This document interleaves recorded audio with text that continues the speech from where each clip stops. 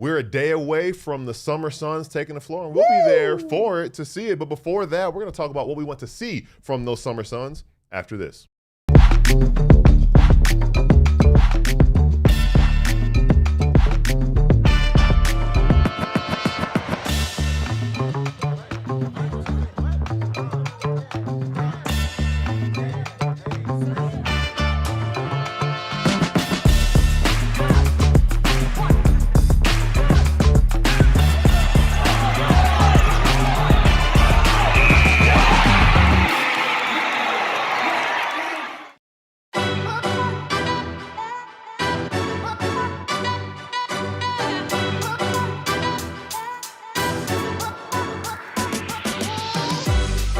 Welcome into the PHNX Suns show. I'm Gil. We got the mustache behind the mic today. Shane, what's up? We got Stephen to my right. We got Erik to my left. And thumbnail says, "Are you ready?" I think we're getting ready for Summer League. We're going to talk a lot about. Are you packed yet? No, but I everything's laid out. You're a late packer, right? I'm not great about it. I still haven't packed. We'll start off the show by airing out my girlfriend. So Leah, one thing that drives me nuts that she does is whenever we go on vacation, she's like, I started packing already.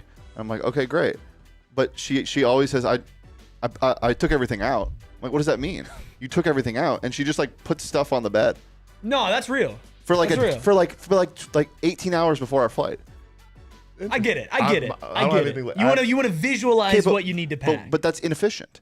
I have a vision board in my head, is what I have. And I've like washed the things that need to be washed. I've like hung some things that need to can't go in the dryer. Like I know what I'm bringing. It needs to be put in the bag. Okay, yeah, I've visualized things as well. And I got to run to like a so couple stores you're saying you're not packed either? No, you're saying you're not packed either. Brother, we're there for like 70 hours.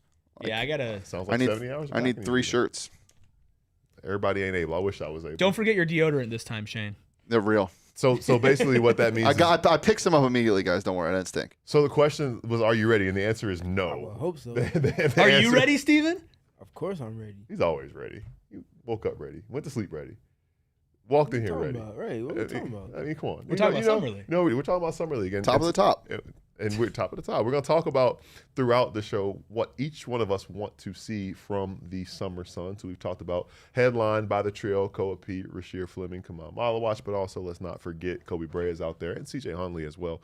We'll talk about each of our wish lists and what we'll have our eye on, what we want to see when the Suns get into action tomorrow. But Erik, I guess we start with you because I feel like I don't think your wishes are ambitious. That wasn't supposed to rhyme. Wishes are ambitious. That's good. If it ain't ambitious, it ain't a wish. But I do like where you went and where your head was at with what you want to see from the Suns this summer. I think it's pretty clear when we're talking about just the Suns in the Summer League overall, we're gonna hover around 3 to 4 players, right? It's the second-year guys, the rookies, and that's beyond that. Everything else is found money.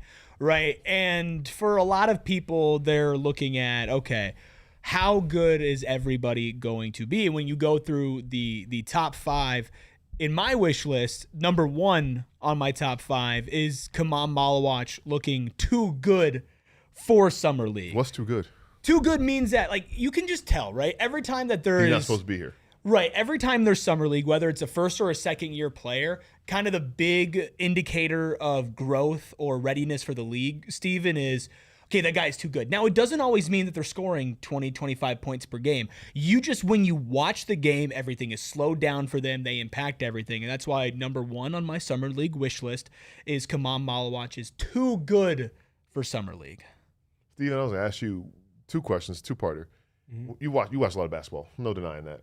Probably more than the average human being, 99.9%. I would say more than the average human being, yes. Yes, 99.9 percentile of people who cover the game. But because of that, you watch a lot of Summer League, you watch a lot of G League. How different or similar would you say the level of competition is, G League and Summer League? It's more prove it happening on the Summer League stage than G League, because G League is more, okay, you're on the team. We're running more of the same stuff that the big league team is running because it's preparing you for that stage, whether you're literally on a 2-way or if there's a chance.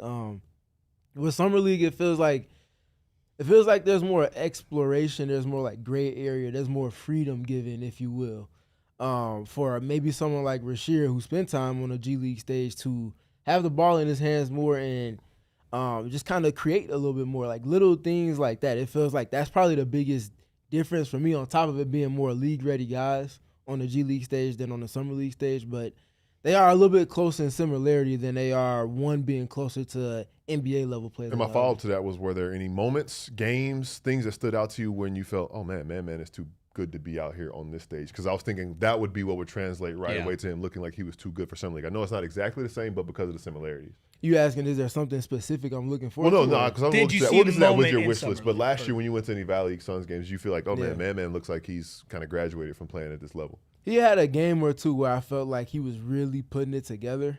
But I think the part that he's looking to maybe do more than anything is consistency. So those highs, eliminate the lows. Maybe if it takes away some of the highs, but it's consistent, that makes him just better than the variance we saw on the NBA stage and on the G League stage from last season. And that's why I didn't go like too specific with Maluach, because whether it's being like an incredible defensive anchor and you're too good for that, or like offensively you're limiting mistakes, maybe you're hitting a couple of threes, you're creating your own shots out of the post, rolling to the rim, catching lobs, cleaning up on offensive rebounds, just like doing all the small things, the dirty work. I don't want to have these moments with Khaman during Summer League where it looks like he belongs in Summer League, if that makes sense. Even though we know and he acknowledges that his path is completely different than everybody else's. It's not the end of the world if he doesn't go out there and quote unquote dominate, but if he's turning the ball over all the time, if he kind of looks like a deer in headlights, if maybe he's getting lost on defense because he'd had these high highs, blocking Cooper Flag, defending the rim, whatever it is, and then like one or two possessions later, it's okay, you missed that switch there, or somebody blew by you, or you kind of fell asleep, but just didn't know exactly where to be at when you weren't actively defending somebody in the post. And so I want to see him limit those things and raise that floor to the point where you're 2 to 3 games in and you're like, Khaman has been one of, if not the best player on the floor for the Suns. But you talk about Khaman, who's number 1 on my list. Number 2 on my list for my Summer League wish list is, of course, Rasheer Fleming. For me, Rasheer Fleming's defensive dominance, right? We saw him put on weight. He says he's 250 pounds going in. I want to see him switching 1 through 5, guarding in the post, denying shots, being a weak side rim protector, but also being somebody that shuts down on the perimeter, uses that wingspan, pokes balls loose. I want guys to avoid the side of the court that he is on because he is there and they can't get past him. Rasheer obviously is somebody that we talk about as like, hey, he's maybe more ready to jump in the rotation, Gil, than a Khaman Maluach next year, and if he does, it will be because of the defensive side of the ball. 100%. I think back to some of those moments in time when it was like the defensive duo Rasheer and Ryan Dunn, and it was like, oh yeah, you got over a screen, or you're coming off a screen, and it's Rasheer Fleming waiting on you. Oh, it's Ryan Dunn waiting for you, and Koby Peat's name is next on your list, but I think that they could have that type of combination together defensively, but kind of what they're able to do. But him just being that guy, showing the 3-and-D potential that he has, which we'll get to later with my wish list, but making that kind of difference and being too good in that respect and making life that difficult for people is something he's more than able to do, especially because we see him do it at the NBA level already. Yeah, he's definitely more than capable. He should. That's something that should naturally, if that's is his true strength, it should just easily translate to the Summer League circuit level where guys maybe don't have as much of a plan or don't have the size or don't have the athleticism to be able to win on the dribble against Rasheer. So that's something that should come easily. And to your point on the dominance front, that's something that we should see him do on a near possession basis on the Summer League stage. And obviously I want to see the highlights, right? I want to see him block people on a fast break or get these steals, but I also just want to see guys not even go and attack him, right? Don't get beat off the dribble to the point where you have to recover and you got to block somebody off the backboard, right? Be able to move your feet quickly, especially with the added weight for Rasheer Fleming. I want to make sure that he hasn't lost a step athletically, laterally, the quickness side of things, because we saw him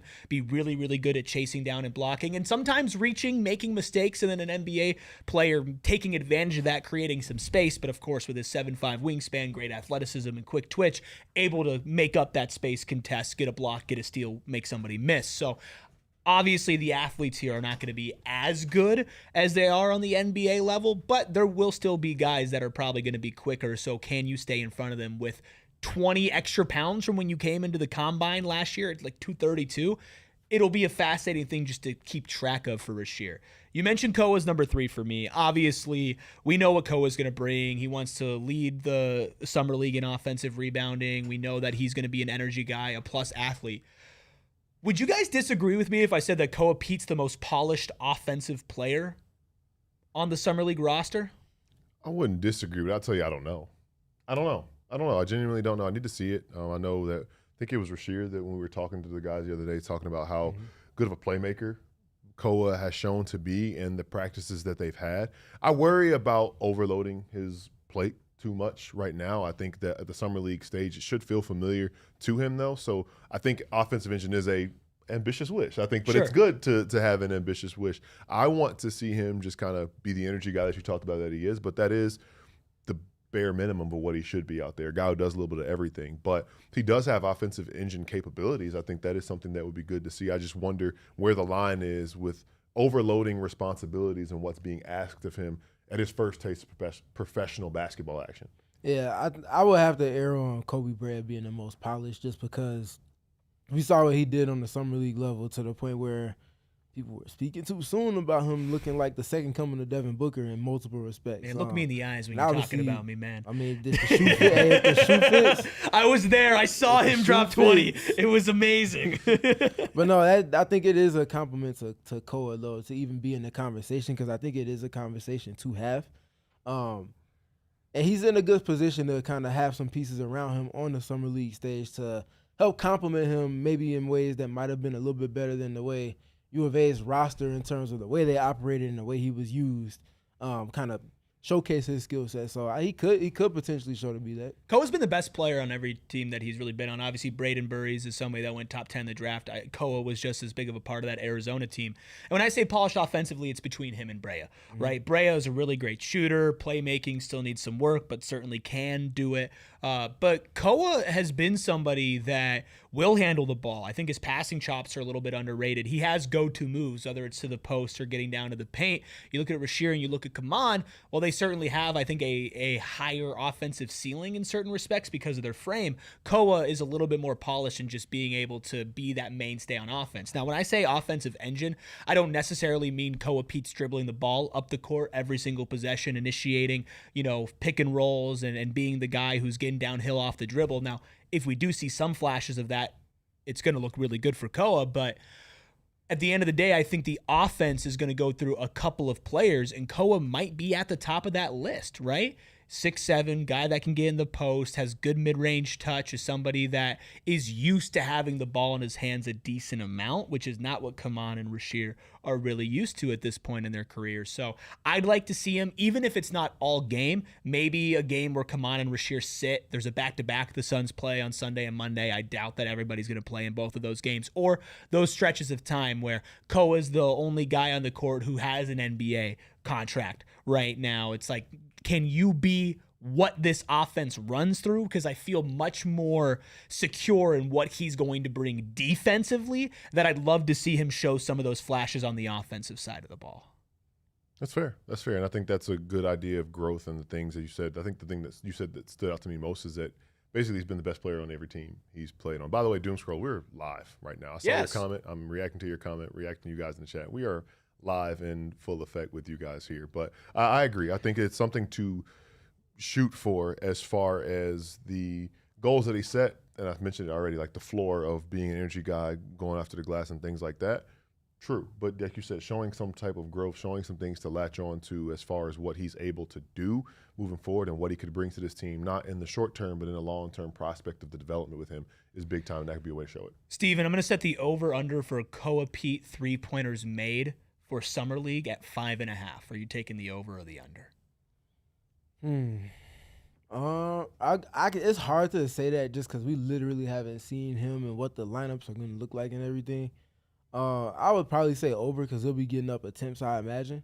So yeah, I'll take the over. For reference, Khaman almost Koby Peat 5.5 3-pointers made the entire Summer League. For reference, Khaman Maluach last year took 5 3-pointers a game when he was in Summer League. They let these guys take them. We're talking NBA? NBA threes, yeah. I was going to say under. I think he seems like it's to certainly me, a conversation. He's going to take them. I like your point about the Khaman thing because I didn't know that.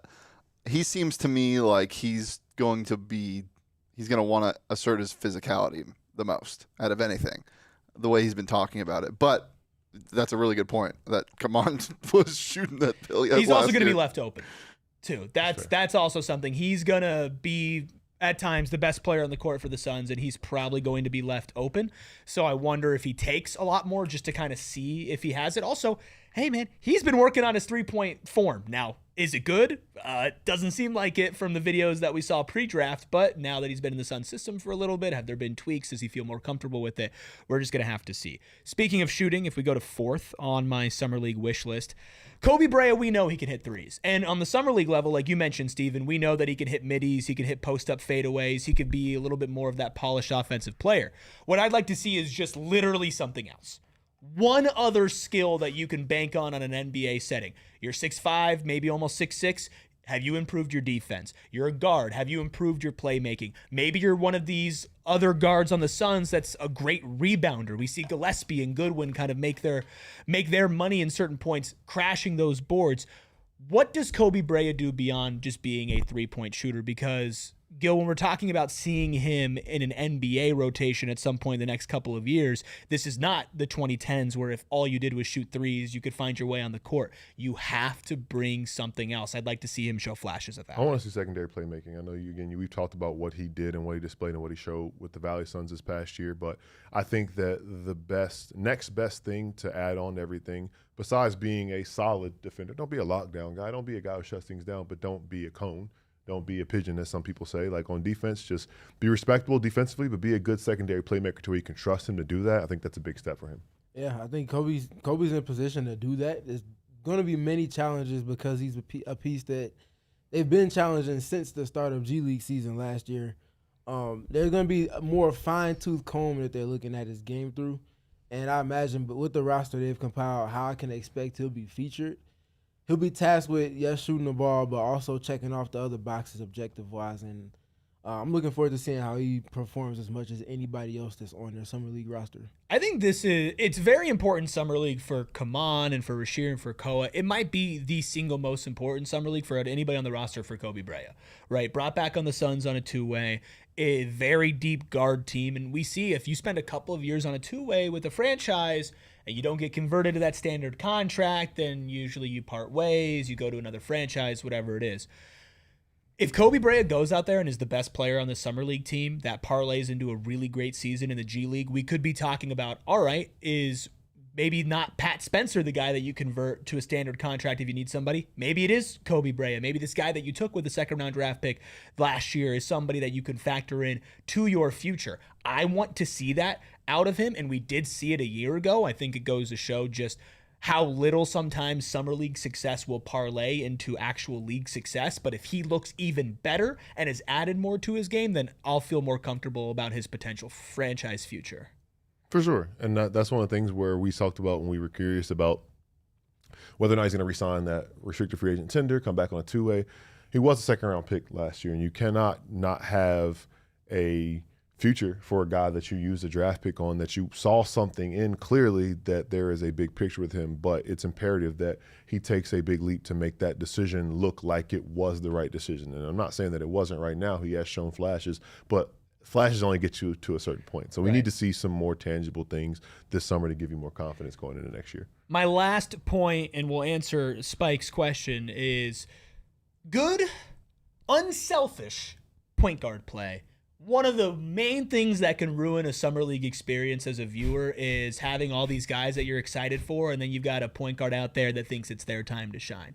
We need a point guard out there that understands that their best job is to get other people involved. Now, they might got to go get a bucket, get some pressure off of everybody else, go score.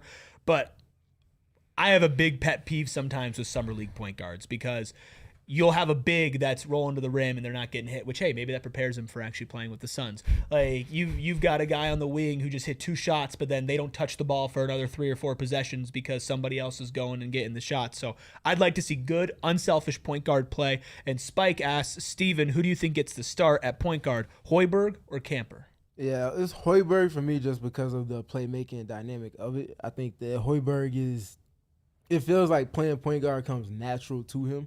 In terms of his approach mentally, but also the skill set that he brings to the fold. But he's also comfortable getting off the ball and playing off the ball in certain capacities too. So I'm looking forward to seeing who ultimately is kind of donning the point guard spot for them most frequently, but I imagine it's going to be Hoiberg. Hoiberg would be my guess. I saw he and Corey Camper were getting work in together way away from where we were with the media earlier this week, but it seems like there's not a coincidence that he was the first undrafted free agent signing that was announced and made official from this team. And he has the point guard pedigree, being a coach's son and having a pretty solid career at Nebraska. Is good defensively, too. And you bring Camper Small, off the bench. Yeah. You bring Camper off the bench, who's much more of a scoring guy. He scored like 20 per game in college. He could definitely put it in the hoop. But he might be your guy that comes off the bench, and then as Summer League goes on, and you probably see less of Khaman and Rasheer, possibly Koby and Koa if they play really well, too. He might be the guy that's like, all right, now the offense is running through you because you know that we can go put it in the bucket. But for the time being, it kind of seems like he'll be like a supercharged six-man coming off the bench with C.J. Huntley. So that's my 5. Number 1, Khaman Maluach is too good to play. Number 2, Rasheer Fleming has defensive dominance. Number 3, Peat as an offensive engine. Number 4, Koby Brea goes beyond shooting. And number 5, good, unselfish point guard play. I think it's a reasonable wish list. I said it was ambitious to begin, but it's very reasonable. I know everybody out there is probably wondering, well, what's on Stephen's wish list? And for those of you wondering, you'll hear his wish list for the Summer League after our first break. If you need a credit union that will guide you forward on your financial journey, that is Mountain America Credit Union. And it's also the exclusive home of the PHNX Suns card and the official credit union of the PHNX Suns. And that nice, clean PHNX Suns card you can get as a debit or a credit card. And that debit card you can pair with My Style checking and unlock benefits like telehealth, lower rate discounts, and the mobile phone protection. And then the credit card is no annual fee, and it's available as low rate, cashback, and rewards cards option. So to get your Suns card today, you can apply at any Arizona branch. Visit macu.com/Suns to learn more. And if you want that clean card, just go to macu.com/Suns. It's insured by NCUA. Terms, conditions, and exclusions apply. Loans on approved credit. Starting something new is exciting, but if we're being honest, it's also pretty intimidating. We've all been at that point in lives, and that's why it is, of course, important to have the successful tools behind you. That's where Shopify comes in. Shopify is the commerce platform behind millions of businesses around the world and 10% of all e-commerce in the United States. And we are part of that 10% over here at PHNX. Shopify is where you go to start your business, and everything you need to sell is already there from day one. Shopify's built-in AI tools can help create product descriptions, write page headlines, and even enhance your product photos. And when it's time to find customers, Shopify makes it easy to run email and social campaigns without needing a full marketing team behind you. Best of all, everything from inventory and payments to analytics and shipping lives all in one place, helping you spend less time managing your business and more time growing it. All you need is the idea. Shopify will handle the rest. If you're serious about hearing your first cha-ching, start your free trial at shopify.com/allcity today. That's right, free trial today at shopify.com/allcity. Once again, start your free trial today at shopify.com/allcity. That's shopify.com/allcity. Cha-ching. Cha-ching. Welcome back here to the PHNX Suns show. What? Cha-ching. Erik, don't do that. Nope. Wow, that's a technical foul. I'm not listening to you. I'm just, double cha-ching. I'm gonna just dive over my focus to the over 150 of you guys who are hanging out with us here on it's down this to 0 now. Thursday. Yeah, thanks to you. This Thursday afternoon, and we appreciate you already. We'd appreciate it even more if you hit us with a like and subscribe if you have not already. And if you want to hang out with us in person, you can do so a week from today. The PHNX Suns crew will be at Upper Deck at Gila River Resorts Casino's Wild Horse Pass for PHNX Live. It's free to RSVP. All diehards who attend will receive a free drink ticket for the event. The show starts at 6 p.m. I'm excited to see you there, and rumor has it somebody in this room who might be there may or may not be having a quadruple whiskey tequila neat. Oh, you're throwing you put it on me. Yeah, see, look at that. I mean, if Stephen drinks a quadruple whiskey neat, I will drink a quadruple tequila neat. Well, you know, I don't know about the quadruple, but I know there's a quintuple because that's what they call 5, right? That's a quintuple wish. I think so. Ray J just needed 1. A genie gives you 3, but Stephen's got 5. Can you mute both of their mics for like 10 minutes, please? And thank you. Thank you, Shane. Anyways. Yes, back to the topic at hand of summer Wishes on the league. topic at hand. Of summer league, leave y'all alone. I hope you're muted still. Yes, thank you. I'm starting my list with the one and only Khaman Maluach. I think he has a lot to offer. He has a lot of challenges ahead of him as well. And what I'm looking at specifically with him is just his all-around kind of impact. So there we go, boom. The all-around game impact for Man, and not anything in specific per se, because the bullet point and objective list that I'll be looking at is kind of extensive in that. But just seeing what his confidence level is with everything that he does. So if you're in drop coverage, cool. Are you getting up to touch and then getting back? Are you making sure you're keeping leverage on the roller while also impacting the basketball so your guard can get back on the ball, but not getting beat over the top? Like little things like that in sequence with one another. But it's cool to do it one time. We know he can do things one time. How sustainable is the level that he's impacting the game with? And then on the offensive side, it's just making sharp decisions. If he's got the ball in delay action up top, is he not making a preemptive decision that throws off the timing of the guy that he might be getting into a handoff with? Is he taking his time to see if the back door is available because his man is away from the basket and attached to him up top? Like little things like that I'm looking forward to. He has challenges ahead of him for sure, but I think that he's been working very hard. And it's not to just say that because that's the team that we cover. And you can tell when someone's confidence is starting to radiate a little bit higher and a little bit higher.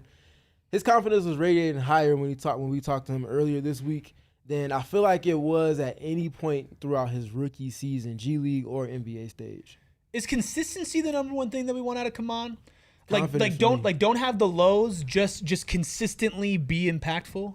It's the confidence for Confidence, I think they go hand in hand with like moments of like, man, they can't mess with me out here. I think that's the confidence of like, oh, this kind of feels easier than it did a year before. And that's been the conversation so much. I know we say it to no end, but how quickly he's growing as a basketball player because of how new the game is to him still. You just have these moments where it's like, oh, wait, is that easy? And then you start doing it more and more consistently because of the confidence that you have. So I think that since I'm very much in the middle, I can kind of marry those two things you both said. Yeah, I mean, confidence and just confidence, consistency kind of leads to both of our answers, Stephen, where it's like, okay, he's too good, but he's also too good because he's just all around good, right? There's a lot riding on Khaman Maluach's shoulders. Maybe not this season, maybe not next season, but once you hit that point, we are going to hit hey man, you were a top 10 pick. We've had a long kind of leeway, long runway for you. We need to start seeing a good big return on that investment. You'd like to see pieces of that now with him. Yeah, for sure. That's probably the big thing with him. You just got to make sure you streamlining all of those things that we know he can bring into that kind of possession by possession thing without the variance. You can go on for days about Khaman, but for now we'll leave it there. Number 2 on my list is looking through the lens of Rasheer Fleming, and specifically his creation inside the arc. So Rasheer is a player that doesn't always have the ball in primary actions. I imagine that shifts a little bit on the summer league stage just to see, okay, where is your ball handling? Where's your processing? Where's your passing? What is your feel for the game on offense? And I know people make the Kawhi Leonard comps with Rasheer and all of these things, and that's all fun and everything. But if we're really looking at how Kawhi Leonard operates offensively, there's a lot of putting guys on his shoulder or putting guys on his back from the mid-post or low-post area of the floor and making decisions off of that. Turnaround jumper here, turn over the inside shoulder there, play off of pump fakes and 2 feet here, get into a short roll situation there, making passes, making plays around the basket, playing off of 2 feet with great consistency and allowing for that to be able to put him in position to be successful. I'm looking for how polished inside the arc we see Rasheer Fleming's game start to translate, because he has a lot riding on his shoulders to the point that you're bringing up too, Erik, because the wing position is as important as any in today's NBA. And to be a good wing, you have to be quadruple faceted, if you will, since you brought that up a little bit earlier. So it can't just be, okay, you're good in isolation or you're good with catch and shoot. No, you also have to be solid with screening. You have to be good with short rolls. You have to be a quick decision guy. We heard Chase and Allen talk about quick decisions, getting into the uphill dribble handoffs or attacking the closeout instead this time. Like, all of that stuff has to happen with a certain cadence for you to be where you need to be. Rasheer, I think about this rep in Game 82 against the Thunder, where none of the Suns starters really played, and it was at the end of the first half. He had a pretty tough catch off of a Haywood Highsmith pass in the corner. I think it was like Brooks Barnheiser, one of the Boeheim kid. Didn't think that on we him. would talk about Brooks Barnheiser today. But he hits him off the dribble, goes, puts his back to him, kind of fakes a post up, half dribble, step back, fade away, mid-range jumper. Like one of the only times he did that all season, and it was cash, right? If you start seeing moments like that, that's going to be encouraging. He won't be doing that on an NBA stage. He still has to kind of earn his right to get to that point. But if he can consistently show a flash like that, Gil, that's really encouraging. I like what Jeff said. Maybe Pascal Siakam for Fleming, if not Kawhi Leonard, which knowing Pascal's game and having seen his game from this stage of his career, he was not viewed as becoming who he is now. They thought of him as kind of like a glue, connective guy who could do a little bit of everything because he was really toolsy, and then he really just kind of locked in. And he was, by many accounts, a later bloomer because he came to the league. I think he was 22 years old when he got to the league and developed a lot. Rasheer is 21, about to turn 22, and talking about the younger guys on the roster, but a lot of similar physical characteristics as well. Now, Pascal has a little more creation that you talked about and a little more playmaking that you talked about, but this is the stage to showcase that. This is the stage to develop that. I think that they're going to really empower him to do those types of things. And the big thing that we've said so much with what's riding on these guys' shoulders, we viewed him as being closer to being ready to contribute right away. And that's one of the they got swing skills. That's the swing player on this roster where if he's closer to being ready to contribute, this team is a heck of a lot better than they would be if he's not there yet.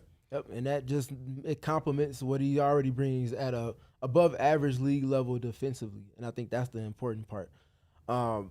Looking at number 3 on my list, I'm looking through the lens of Peat, and specifically what his I'm looking at Koby Brea and his playmaking in particular. I'm looking specifically at pick and roll. So Koby Brea is a player that showed the ability to run effective pick and rolls and effective dribble handoff situations on the collegiate stage, especially in this time at Kentucky.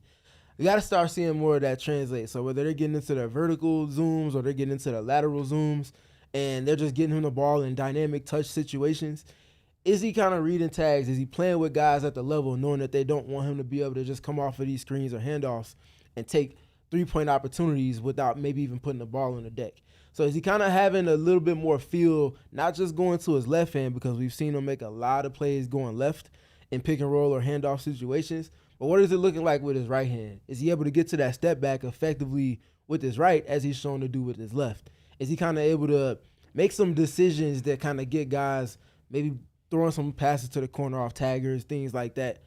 Just really looking to see what the sharpness of his playmaking is all around in that capacity and how it helps to complement his obviously top-tier skill of shooting and scoring the basketball. How close or far away do you think he is as a playmaker based on what you've seen from him as far as that goes? Because I feel like he's gotten not a lot of opportunities, but the Valley Suns stage afforded him the opportunity to be that guy in some spots. Yeah, it felt like it was a little bit uneven early because he had to play a lot of point guard, and that wasn't necessarily in the plans to that extent. I think there were plans to have him initiate offense at times, but to outright play point guard, that if you give a little bit too much of that usage, that feels like that can kind of stagnate a guy's development or growth at times. So him being able to kind of get back into the more combo dynamic a little bit towards the middle and late end of the G League season helped for sure. I think he's got work to do. I think the left hand stuff is real. Making passes with his left hand, I think anything going left, he's shown to be very good with. I think if he's able to kind of better balance that with doing some of those similar things to his right and kind of doing it in complement with the three-point shooting, so not just the threes, but also like a midi, a little bit of a teardrop at times, getting a little bit deeper to the paint, I think that's where you can really start to see him round out what has already shown to be a player that has a lot of feel on offense. Do we think that if we're going like league ready skills, you got to have a couple under your belt to be there? Is playmaking the number 2 right after 3-pointers? Not that it's there yet, but that's what's closest to being there. Yeah, I would say so. And it doesn't even have to be the most exotic of reads. Just being able to make like a quick decision off of the Luke Kennard and things like that. Yeah. I think that he had triple double. Something as simple and easy as that. A triple double for Luke Kennard? Anyway, continue. No. But to the point though, that's a guy that has a similar skill set. Just process the game significantly more quickly at this present moment. I think that's something in-house that he can naturally look at and have conversations with Luke to get him a little bit of a bump in development. Definitely could learn a lot from that. I know you all are itching and wondering what the 4th and 5th wishes that Stephen has. You know, you've kind of gotten a little bit of hint at that, and we will get those and a super chat after our next break.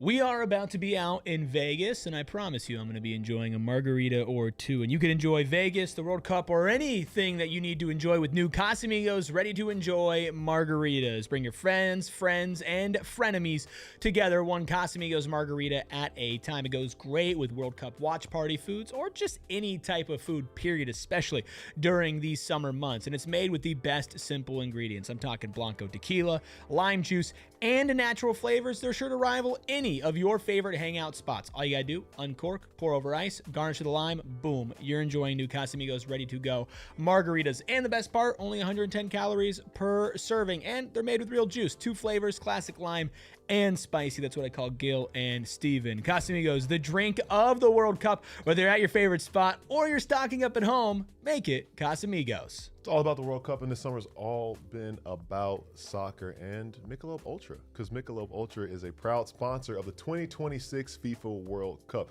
The entire world is still locked in as we get closer to crowning a champion, and in the Valley and across the country, we are going crazy for the sport to see who will hoist the trophy. And even though Team USA is out, they got to the top 16. Yeah, they had a good cup. The same grit that got them there is the same grit that they used to brew Michelob Ultra right here in the United States of America. It's the beer to match the moment, whether you're packed in a bar in Vegas, in the Valley, watching at home, on your couch. Crack open a Michelob Ultra, because that is something superior. Michelob Ultra, the official beer sponsor of the FIFA World Cup 26. Enjoy responsibly. Copyright 2026 Anheuser-Busch. Michelob Ultra Light Beer out of St. Louis, Missouri.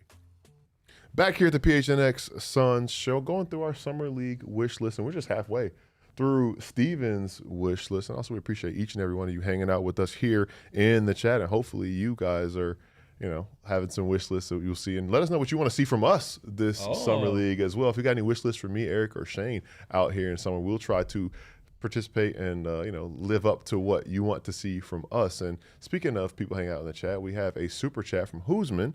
Shout out to Hoosman, $10 super chat. We appreciate you. If Fleming steps up and Koa shows promise, do you think Dunn falls beneath them? If Dunn starts with minutes to start season, what does he have to do to keep those minutes? What do you guys think as far as that goes? Because it's healthy competition amongst those young guys for sure. Yeah, they've breeded a competition-based environment. And that's naturally what you get from 3 guys that are all, I believe, under 25 or 24 years old. That's a very fun kind of group to have, that type of infighting with, in terms of competing for minutes, competing for opportunity. Ryan has the leg up in terms of experience.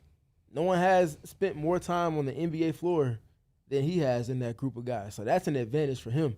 And he also has a little bit more of a step ahead of them in terms of the developments for what they need from him as well. So I'm not just going to say because 2 guys played well on the summer league stage that we're going to count Ryan Dunn out. But what I will say is he has to fine-tune some of the marginal things within this game, the three-point shooting, decisions downhill, stuff like that. That's going to matter for sure.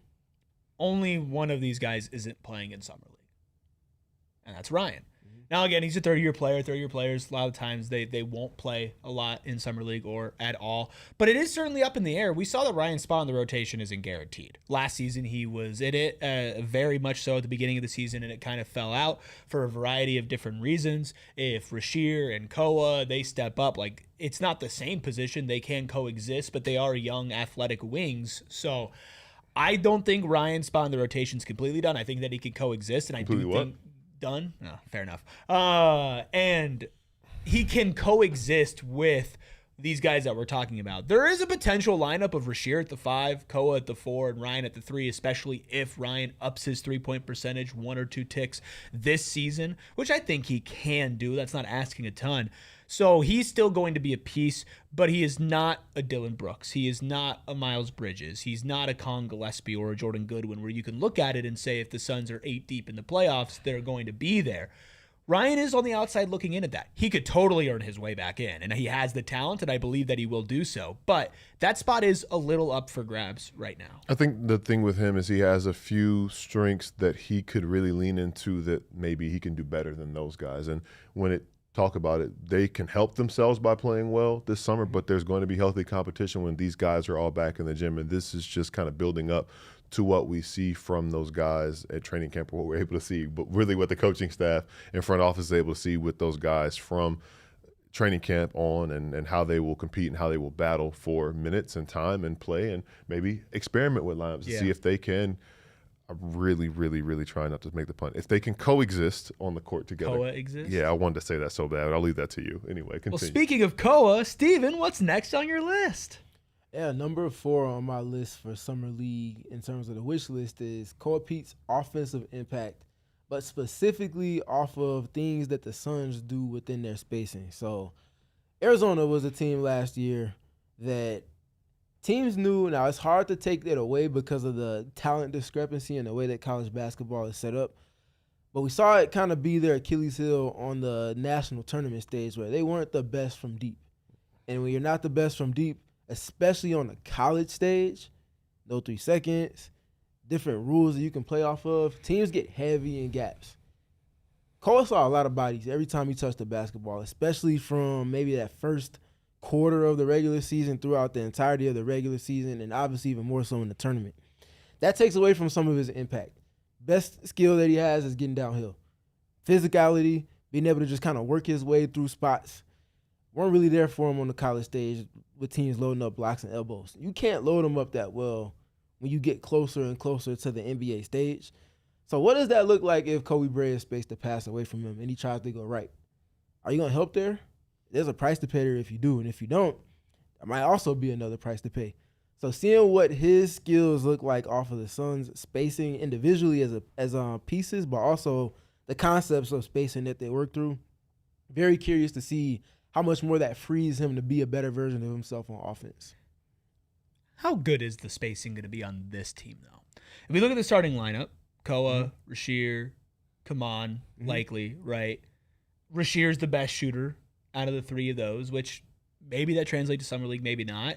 And Koby Brea, obviously a really good shooter. Hoiberg, if he's starting, is somebody that is going to be known for pretty much everything but the 3-point shooting. Like, he can knock him down, but that's not like he's going to be getting to that and shooting a ton. So I do wonder if you might see some similarities to spacing-wise how he had to operate in Arizona in Summer League, because you're not going to have Colin and Book and Jalen, and even if it was last year, Grayson and Royce. Or Luke. Or Luke. Yeah, you're not going to have any of those guys besides like Koby Brea, obviously.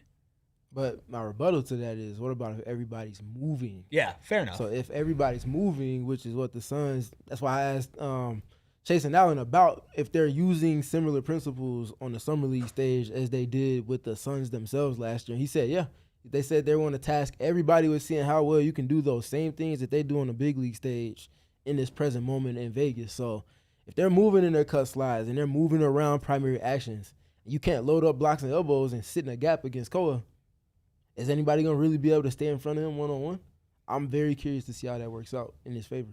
For sure, and that's one of the things we talk about, the strengths that he has, and kind of goes hand in hand a little bit with the offensive engine aspect of it, but just his strengths on the offensive end, the brute force that he can play with, and the ability to use his athletic advantages that he has, because he will be a top-tier athlete on the floor there. He was one in high school. He was one in Arizona this past year, and I'm curious, too, because I know your 5th wish incorporates him and Rasheer Fleming together. I talked about them potentially being a duo defensively, but you talked about that just in general.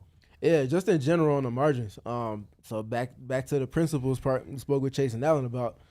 Said the offensive rebound is going to be very important. I won't go too much on it because I know, Gil, you have something to speak to on it too. But when I talked to Brian Gregory and Koa about it and Koa's availability, Brian Gregory jumped in like, yeah, that's something that we definitely are pounding the table on and believing that that's something that is a league-ready skill he already has, and it's only going to get better as he's being implored to not just do it for 50% of the possessions, but 75 to 90% of your possessions. Go put pressure on the defense or on the offense to go get the offensive glass and take care of that. So him there, I think him defensively as well, having someone the level of defender that Rasheer Fleming has shown to be around him.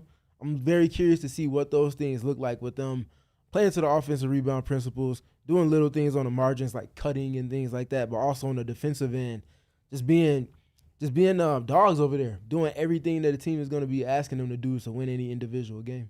Yeah. This is where he'll get NBA minutes. And if he can prove the absolute most at that in Summer League, then you'll feel the best about Koa being in the rotation this year, right? Same thing with Rasheer. You got to do the small things to get in there in the NBA level. We want to see the big things, the offensive engine, like I mentioned before, Rasheer Fleming being able to go out there and hit crazy mid-range shots. But if you're going to play on the Suns, you're an offensive rebound, and you're going to hustle. So if you can do those in Summer League, then you'll be good in the league too. And the rest of it will take care of itself. If you want to get minutes early, it's spot minutes, taking a couple here, a couple there. Do the little things that get you minutes wherever you play, and everything else is going to come into play. We talked about the fact that this team invested capital into moving into the first round to get this guy. There's plenty of reasons why I think he's a fit, not just now, but in the big picture. And it's not just because he's a hometown talent, but beyond that, there are things that he's going to be able to do, and there's a vision for what he's going to become in this league. But to get an early glimpse of it, it'll start in Summer League, but it will also continue into preseason and the regular season and getting those spot minutes here and there. Now, I'm sure you guys are wondering what's on my wish list, and we're going to get to my wish list after our final break.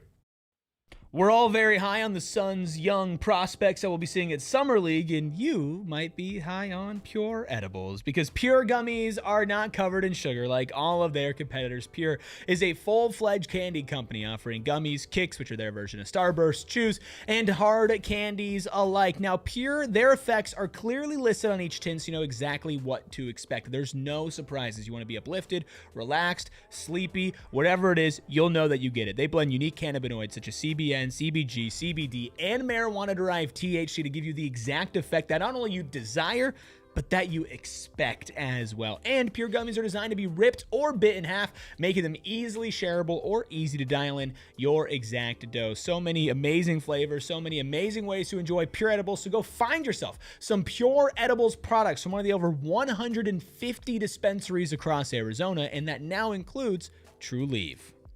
There are plenty of amazing real estate agents across Arizona, but one stands at the top, and that is Kim Caballero. Kim Caballero was working in the Arizona business realm for over 25 years and has seamlessly transitioned into helping Arizona families with both buying and selling homes. She has a network of investors, builders, and developers, and will give you insider insight on property potential, helping you see opportunities that others, quite frankly, might miss.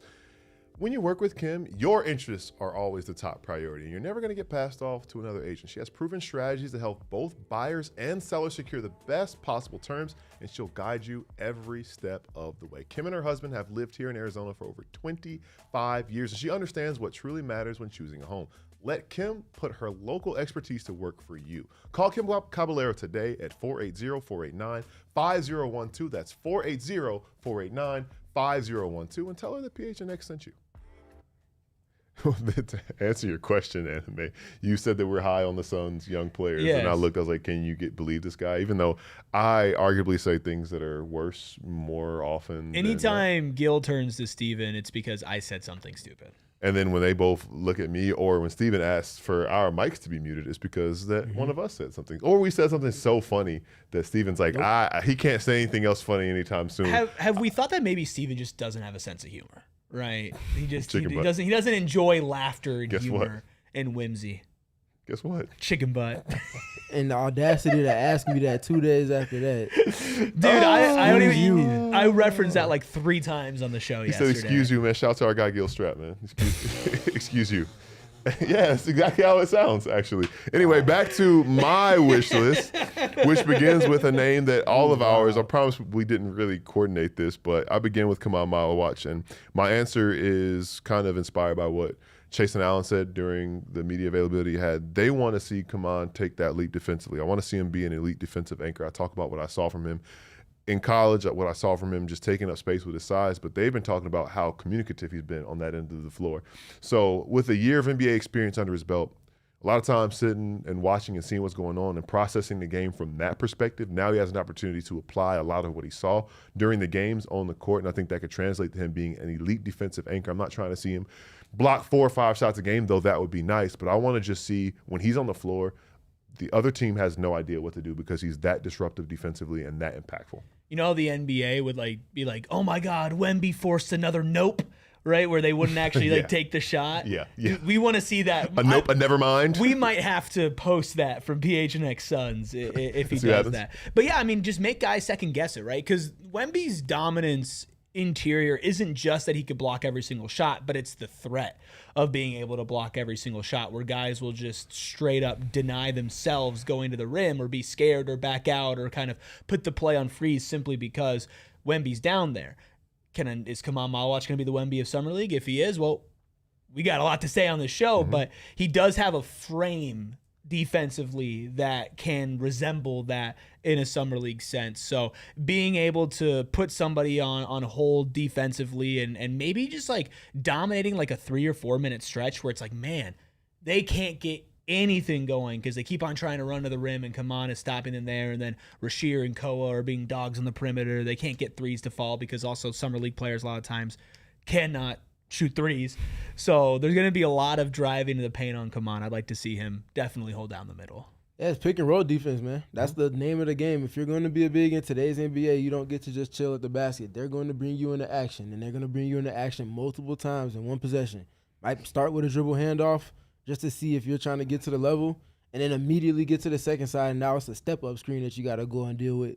Is he going to be on schedule with where he needs to be to impact both the ball and the roller? Is he going to be physical to the legal limit? Shout out Monty Williams. Is he doing all of those little things? Again, the consistency part. I think he has the potential to do it. The demand is going to be there, and I imagine Jordan Knott is going to be looking specifically at Khaman, no different than he looked at Mark Williams and Oso Ighodaro last season and challenging them to do what they do solidly already to a next level. So also, you can switch. That's great. Can you switch and impact the basketball? Make guys go south instead of trying to turn the corner and go north, whether it's a hedge or you're just outright switching and keeping them from turning those corners. I think Khaman has a lot of those capabilities, more of a hybrid of a little bit of Oso and a little bit of Mark than just one or the other, but it's about him doing it in a sustainable manner. Yeah, he had a little bit of trial by fire when it comes to the pick and roll defense, especially in the postseason. We saw some highs and we saw some lows, but he's learning in real time, and I expect him to be the type of guy who doesn't make the same mistake but so many times because of how quickly he's learning the game. That brings me to the second key that I have, or second wish that I have, and this is one that was inspired by what I asked Koby what his goal was this summer, and he said to get 1% better every day, but also to lead the Summer League in offensive rebounding, and then he kind of quietly said in rebounding as well. But that's something that we said is going to get him on the floor. We've talked about it a little bit, but what that would suggest is that this is somebody that's playing with the type of motor that they want him to play with, and he's doing the things that are going to translate right away, because I don't care who's on the other side of it. If you're rebounding at that kind of rate, especially on the offensive end of the floor, there are going to be minutes to be had for you when the regular season rolls around. When you have a rookie, and I want to emphasize a rookie coming in and you're asking about a goal and that's the direct answer, great on him for one. But that's the currency that you give yourself as a franchise when you have a clear-cut identity and you have a culture. Player comes in, player knows that if I want to play, I might have a other skill set or bag, but I have to add this to my bag if I'm going to be here long-term and I'm going to stay above water in terms of being in a rotation in some capacity. All it took was a couple of days, not even a full week of being a Phoenix Sun, for him to start speaking that language. And I think that is as big of an example of what the Suns are hoping to see more of going forward than anything else right there. Kobe could have said anything. Kobe could have said, man, I want to be a dominant big in the post. I want to really assert my will in the post and really get to the free throw line or lead the Summer League in free throws or something like that. Right. And no one would have said anything because it would have made sense based off of his skill set. But he chose to go somewhere where he even told me Tommy Lloyd challenged him to do more of in his year at U of A. So that's a big time plus for what the Suns are working towards. You got a nice little challenge ahead of him on his team alone. We've heard a lot about, if there's anything about Koby Brea that's league ready, it's his physicality, it's his body. Like, he's got the frame of somebody who can go and compete at an NBA level. That's how you prove it, right? Because you're not just going to get offensive rebounds by doing the Dennis Rodman, where's the ball going to be coming off of the rim tracking the ball, stuff, right? But another reason why Dennis Rodman was a great offensive rebounder was because he was a supreme athlete, right? And he was extremely physical.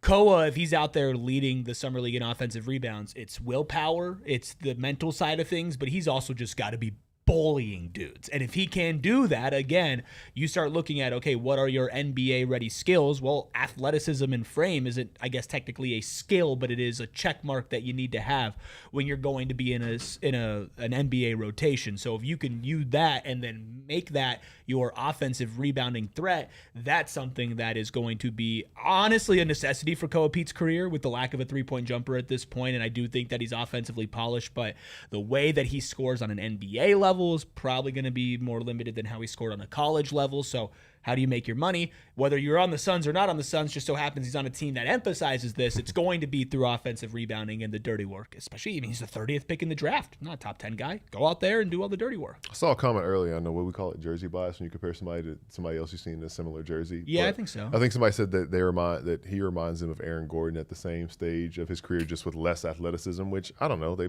did wear the same jersey in college. I made the comparison as far as Aaron Gordon developing as a three-point shooter, but it's not ever a one-for-one comparison. There are some parallels beyond where they play collegiately and also having a big-time pedigree preceding them before they entered the league. But really excited to see him do the dirty work and then mix that. If he can be as polished as we believe he is and maybe be ahead of schedule with that, then you marry that. That's you got the steal of the draft at that point. Yeah. So we'll see how that goes. What, if he has any percentage of Aaron Gordon's early playmaking, we're going to have some conversations down the line. That's a conversation I'd be excited to have. No, sure. Another conversation that we had, and again, I'm leaning on what the coaches and staff spoke with us about, and Chase and Allen said that we asked him about Koby Brea, showing other things. He said, well, one thing I want to see him do is let it fly. I went back to look at the numbers, and last year, I don't know if you guys know, he took 4.7 threes per game last year in Summer League and averaged 12 points per game. I expect that to uptick maybe to somewhere between 6 and 8 per game, and it would be ambitious if he's making 3+ per game on 6 attempts, but if he's taking 7 or 8 attempts per game, I'd like to see him hit 3 of those because ultimately that's his bread and butter, that's his NBA skill, and that's translatable. We want to see the volume there. We talked about how is this team going to make up for the 3-point attempts that they are missing from last year with Grayson Allen and Royce O'Neal being gone. You bring in a guy who doesn't shoot that much in Miles Bridges and a guy who shoots well, but also not that much in Luke Kennard. No, Koby Brea is probably not going to play that many times, but if you can bring him in and trust him to let it fly when he's able to, this is going to be the stage where he doesn't. I want to see him do it confidently. I want to see him do it at a high clip. You know how many 3-pointers per game he attempted in the G League? Do you know, Stephen? Was he at 7 a game last year? You got a guess? 6.2. How about 9.8? Yeah, it was up there for sure. Need that. I need that. He I think for half of the season he shot, or for half of the games he played, he shot double-digit threes. Yeah, you asked me that, I thought it was going to be like surprisingly low, but it's higher than that. It's I like higher. that. And he shot 36.5%, which is, I mean, respectable. You think about a guy with the status of Koby Brea just as a pure shooter. Brian Gregory called him the best shooter in the draft last year, which I think in college that was a fact. He hit 3.6 of 9.8 attempts, so I don't expect him to go out there and to take 10 a game in the Summer League. So if you can take 7 or 8 per game and still hit 3.6 and match what you want to see, we're talking about incredible efficiency from this guy. So he's not going to go out there and chuck 10. If he does, I mean, 36% is still a pretty good mark to be hitting for those. Sneaky candidate for maybe he's too good to be out here too. You think, and you know, you said that we don't expect him to play, and that is true. I don't think any of us expect him to be in the rotation the same way that when they signed Pat Spencer on a two-way, we're like, well, we don't expect him to be in the rotation. But 2 years in a row now, the Suns have gotten significant contributions from their two-way guys. So you look at C.J. Huntley, you look at Pat Spencer, you look at Koby Brea.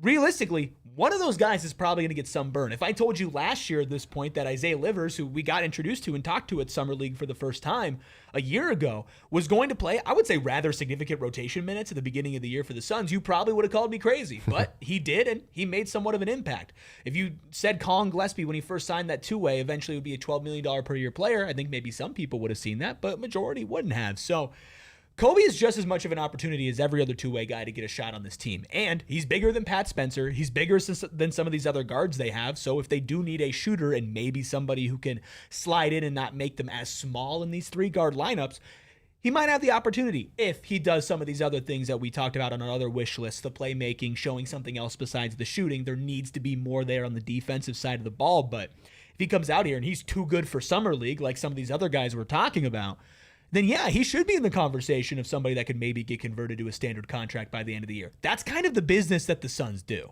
I think Koby is in a position, back to the Summer League side too, take close to 10 a game. Sure. I think, and I say that because, like, yes, there's going to be some pull-ups in there inevitably, but I think past that part, the second season of Jordan Knott, this is the start of the second season under Jordan Knott.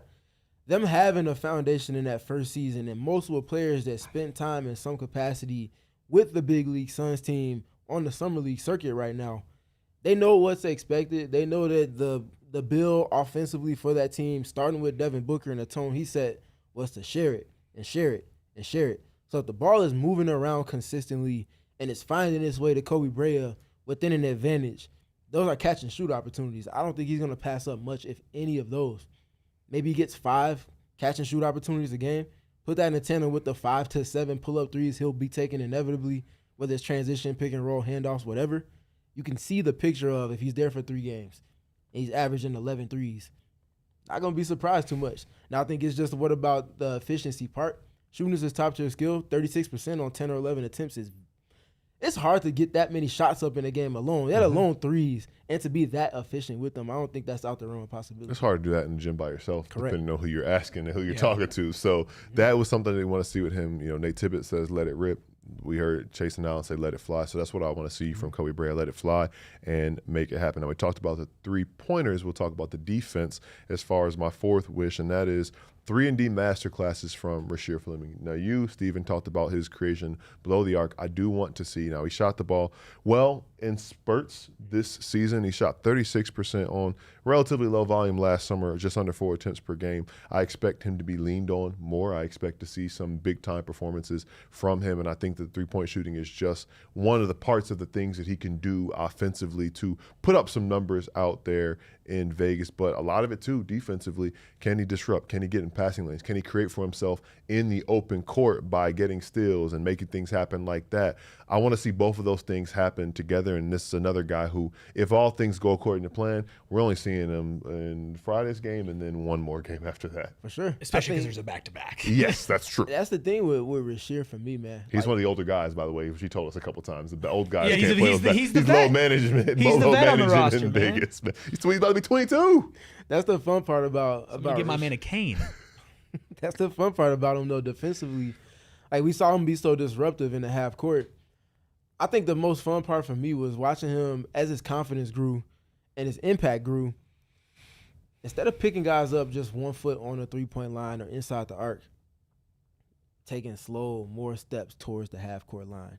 So if you put that size with his foot speed and that reach and that anticipation that he can play with and now the physicality that he can dictate to opponents with, if he's picking up 3/4 court or if he's picking up full court, now we're really talking about something that I feel like if he's at his best, he's going to be playing to those qualities a lot more consistently, not just against dudes on the Summer League level or the G League level, but on the NBA stage. If he's picking up guards full court, 3/4 court, you're setting your defense in a different way, and then that guy ends up switching, and now he's at the basket or playing other roles. That's what I want to see from him on that defensive side from your point. Especially if he's heavier, right? If he's heavier and he's able to stay more full court, like that is something where you want to be as versatile. You guys asked him, does it make you a more versatile defender to add this weight? And he said, yeah, I can guard 1 through 5. Well, guarding 1 means being able to pick up full court. We saw the Suns do that with Goodwin and Gillespie and Dunn and whoever was out there. They were pressuring the entire way up. So if you can get somebody of Rasheer's frame and stature and then strength now to do that full court, a guy is going to try to beat you and maybe like bump off to try to get a little bit of space at the half court.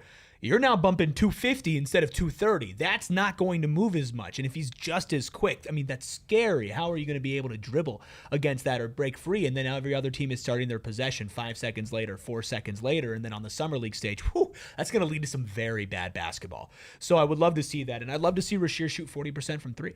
Right? That's what he shot post All-Star break. Post All-Star break, he shot 40.6% from deep. And he shot 3.4 attempts per game. So he averaged over 1 make per game, shot 40% from deep on a pretty good sample size there in 25 total games. So shoot 40% from deep, guard 1 through 5. You know, small things that we ask players to do at this point in the NBA. Birthday stat line for Rasheer tomorrow? This is his birthday tomorrow. Ooh. 21 points, 7 boards. 22 points. First 22nd? Yeah, that's fair.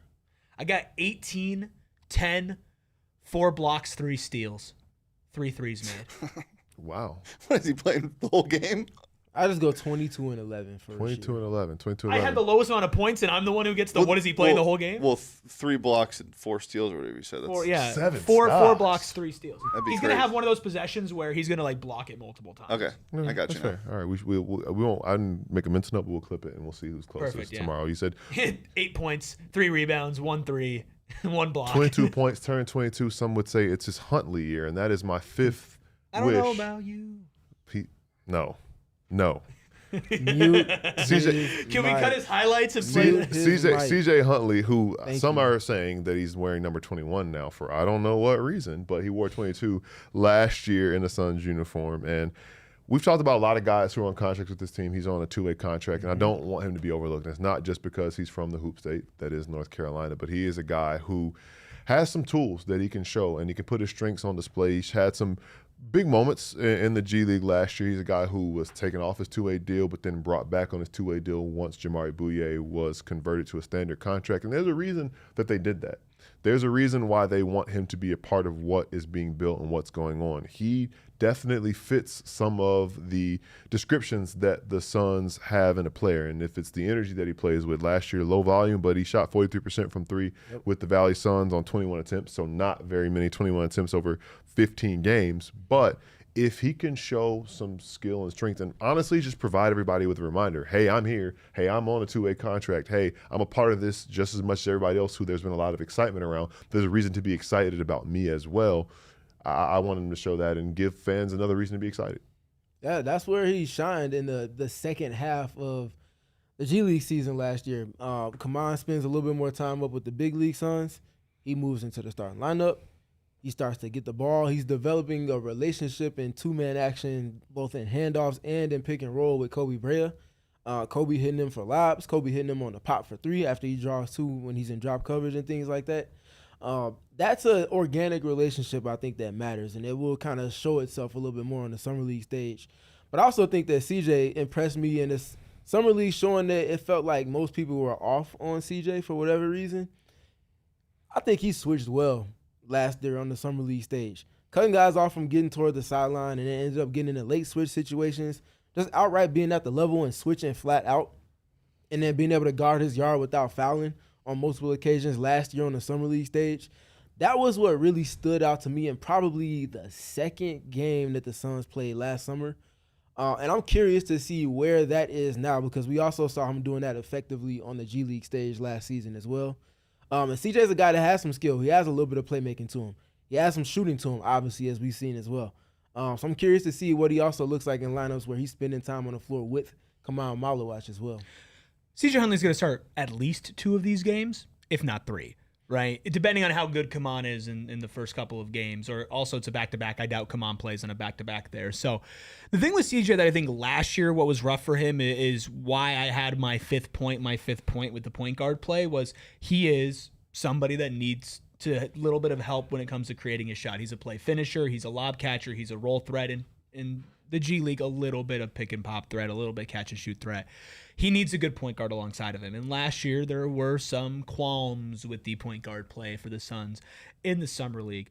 And that's why I think with a guy like him, if he gets somebody who could feed him the ball well, and I think there's a wild card to maybe start for the Suns that we could talk about here in a second, he could be a double-double machine. He could be somebody that's just rangy, athletic, and is somebody that just rides to the rim and throws down oops. So He's a ball player. Yeah. He's like a ball. It's like what does he do well? It's like a lot of different things he just does because he's a ball player. I feel like that's the best way to categorize what he does. yeah, and the same argument that goes for Brea and for Spencer about 2-way guys getting a shot if CJ Huntley goes and earns it. And I mean, the Suns certainly have a lot of, options at the 4 and the 5, but Huntley is somebody that will get an opportunity if he goes and earns it. And if he's the guy that you look at, it's like, oh, he's too good for Summer League, right? Well, the Suns have converted guys from 2-way contracts to standard contracts. And if there's a trade, you trade one of your forwards, you trade one of your young guys.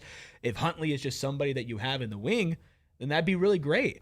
To the point guard side of things, because somebody needs to get CJ Huntley the ball, a sleeper pick is Darius Brown II. If we're talking G League stats, how about somebody that averaged 10.6 assists per game in the G League last year? Do we think that there's a chance that he maybe starts over a Hoiberg or over a Camper? Absolutely a chance. When we went there, he was the one that was getting shots up with Koby Brea and Rasheer Fleming. So the fact that he's getting in work with those three particularly, probably not a coincidence, considering the fact that I said that Hoiberg was getting work in with Corey Camper. So you could see those guys starting line. Maybe they throw different looks. We have no idea what the competition has been like, but it seems like it's been high-level competition. So wouldn't be surprised at all if we see him get a look at that. Like the 10-plus assists at any level is nothing to scoff at, but especially in 40-minute games. His last 5 games in the G League, 7 points, 12 assists against the Maine Celtics, 5.8 assists against the Maine Celtics, 10 points, 9 assists against the Boom. Who the Boom? The Noblesville Boom. Of course, the Noblesville Boom. Come on now. 10 points, 13 assists against the Nets, and then 25 points, 10 assists, 7 rebounds, 2 steals against the Washington Go-Go. The DC Go-Go. My bad, dude. It's cool. It's My okay. bad. I'm sorry. But he's also Capital City Go-Go. My bad. Capital, My bad. yeah, come hand on. Hand up. He's also 26 years old, right? So he Steady is hand. one of the older players on the roster. So I do wonder if he gets a start. Shane, you got 5 for us? Well, I got the results of a poll that's been going this whole show. Who are you most excited to see in Summer League? Was the question, and the response was overwhelming. Peat 47%, Rasheer Fleming 27%, Khaman 24%, and then other 2%. I'm surprised Khaman is number 3. I think people just love the idea of new things. 1. And 2, they love the idea of somebody who can shoot and is go-go gadget like Rasheer Fleming. Capital City Go-Go gadget. Sorry. There was so much remorse. That was a really sad. Like, I'm sorry. But I am too. I disagree. I think I'm most excited to see. Come on. I will say a couple things in the chat. One, anime. I feel you. I think my expectations with Koa are just like if he's ready right away, great. If not, it's a process. So I think everybody should temper their expectations. He's the 30th pick in the draft. The 30th pick, who's got a lot of potential down the line. If he's ahead of schedule, great. If not, it's a big thing. B Dude asks, the Suns play tomorrow at 8 p.m. our time. 11 if you're on the East Coast. 11 if you're on the East Coast. But yes. 8 p.m. tomorrow. It is the last game of the day out in Las Vegas. That's right. Prime time. Against the Portland Trailblazers. And somebody in the chat asked who they have to worry about. Their roster, nobody really screams at you, but we get to see. I was about to say the man, Young Hansen, head to head will be something. Yeah, him and Khaman had a battle when they saw each other on the G League stage, and Young Hansen definitely got the best of Khaman. So remember that.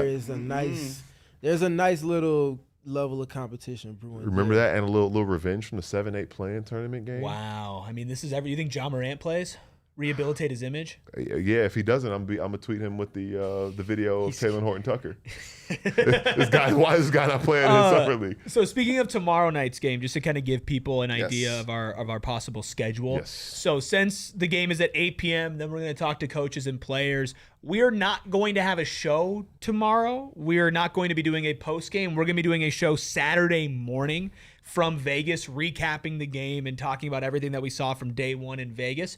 So there will be no show tomorrow. What we will do is we'll record an instant reaction video for our channel. Plus, we'll also post that on audio. So for you late night freaks who are up and waiting for that. And either the whole thing or portions on social. And, of course, on social as well. So you should follow at PHNX_Suns. We'll have coverage on our channel, shorts, videos, interviews, everything like that on our YouTube channel and our social channel throughout the entire day. We're going to get there in the afternoon, so we'll be trying to talk to as many people as possible. Last year, we got Sham Charania, Kenny Atkinson, Charles Lee, big time to me. I do think I'm going to try to talk to Charles Lee again this year and redeem myself. We'll be on the case. And then, so Saturday morning, we'll have a show. There's no Suns game Saturday. And then Sunday, we'll still be in Vegas. There's a Suns game at noon. We'll give you coverage for that on social. And then we will do a post-game Sunday night.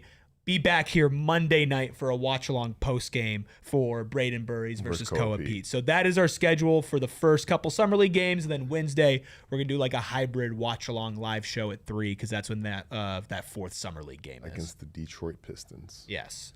Anime and Hoop says, I'm expecting fire Vegas interviews, guys. Worst case scenario, we'll just interview each other. Yeah. And just post that. At least that's on Anime's wish list. On the way out here, I think we got a member chat from Instacker, right? Yes, but before we go there, we have Shane's wish list. Shane's wish list. Yeah, which is tequila soda, tequila soda, tequila soda, which is tequila way more soda. important. one thing I'll say before we get there, if you have not experienced Summer League with PHNX before, lock in because it is the best. There's so much content that comes out of these short 3-day spans with, as Erik said, all of those guests, but also you just never know what you're going to run into there. So keep it locked in. All right, what everybody's been waiting for. Are you excited? Yes. Are you juiced? Can you tell? 6 tequila sodas minimum. Yes. Is number 1. Per day or total? Number 2 is free bet blackjack. Okay. Preferably on Fremont Street. Number 3 is Jameer Nelson Jr. Masterclass. You want us to all feel old? Okay. Yep. TCU. He's 24, by the way. Yeah, he's not a young guy. I was gonna say, I remember him. He was like with his dad at 2004 draft. Like that's the same kid. It's crazy. Number 4, Gil gets denied by Shams. It's a rite of passage. You just have to do it. Okay. I think we've all done it except for Erik. Erik was 1 for 1. Is 1 for 1, which is crazy. I remember. Yeah, last year I was shocked. And number 5, the Young Nuggets look horrible. Damn, my man hates Deron Holmes. And on that note, shout out to Deron Holmes, man. We were putting him in fake trades, bringing him back home. Yes, before we were. the deal with. But anyway, Instacker celebrating 5 months of membership. We appreciate you, Instacker. I can't wait for the Suns to play. Very excited, trying to get there for the All-Star game, which is going to be here in February, and hopefully see a home game. I think we keep the team as is. If you're out here, Instacker, you'll be in our neighborhood, so we'll hopefully be out at All-Star game. Covering the game, so definitely let us know if you're out here. We can say hi since you're literally always in here. No surprise that you'll be at All-Star game though, as you go to every single game that I've ever seen. It was like the entire East Coast road trip. He's like, hey, I'm in Philly tonight. Hey, I'm in Brooklyn tonight. Hey, I'm in New York. Brought them good luck every game. And too, yeah, they won a lot. Animated Hoop says, please don't get arrested in Vegas. Don't tell me what to do. He's just telling you guys. Yeah, Shane. Shane, do your thing, man. Yeah. Go knock yourself over out. under half an arrest for the PHNX Suns crew in Vegas. We're good. We're models. Maybe that's where we'll meet Shams. And on that note, we are super. I think it's, no closeout, just buy after. I think it's way more likely we see Woj in prison. In prison, you think? Yeah. That's fair. Yeah. That's fair. What would Woj be in prison for? Like something with money. Something with like laundering for St. Bonaventure. Yeah. Get us out of here. It's the This is welcome to a peek into what Please ASU shows are get us like at outta some here. time. Yeah, I'll get us out of here, and we'll be getting out of here early tomorrow so we can get to Vegas and get you everything that you want to hear and want to see from the Phoenix Suns at Summer League this summer. So we appreciate each and every one of you hanging out with us this afternoon. Follow us at PHNX_Suns to see everything we're doing at Vegas. Follow Shane. Follow Shane Deef. Follow Stephen at SPG. Stephen PG3. What about? See, I got thrown off on Stephen PG3. That's Stephen with a PH. Follow me at Gil McGregor_. Follow Erik. You got mine? ERIKRUBY. Hashtag free Woj. Free Woj walkout at school tomorrow. All right, man. We'll see y'all in Vegas this weekend, man. You have a good one. We all silly like the mayor.